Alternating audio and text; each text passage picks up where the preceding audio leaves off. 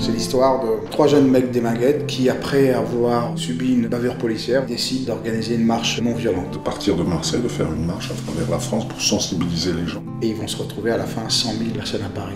C'est l'histoire vraie, c'est l'histoire de la marche pour l'égalité contre le racisme. Outre le fait qu'il y avait un hommage justement à ces marcheurs oubliés, ce qui m'a plu, c'était le potentiel cinématographique.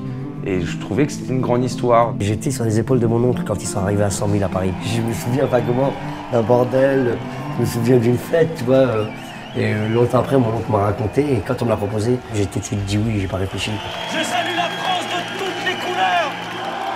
L'idée de Nabil, c'était pas de faire un film nécessairement engagé ou de dénoncer quelque chose, c'était vraiment aussi de raconter une histoire. C'est un film qui a la volonté de rassembler le plus de monde possible. C'est pas un film d'auteur radical, pur et dur, c'est pas du tout un documentaire. C'est l'aventure humaine qui m'intéresse. Comment se fait-il que des jeunes face à la violence, ils décident à un moment donné, parce qu'ils n'ont plus de possibilité de répondre par la non-violence. J'aimerais qu'à travers ce film, on se rende compte à quel point on est français, tu vois, à quel point on le revendique, à quel point on en est fier. Parfois, quand tu fermes les yeux, ça pourrait être totalement des dialogues d'aujourd'hui. Et je pense que c'est le moyen aussi d'attirer des gens qui n'ont pas connu cette époque, c'est de leur dire vous n'avez pas connu, mais en fait vous vivez la même chose. Dire qu'on va faire une histoire sur des mecs de banlieue qui sont non-violents, qui ont comme référence Gandhi, certaines personnes m'auraient dit bon, oui. Heureusement que c'est une histoire vraie, parce que sinon personne n'aurait pu y croire.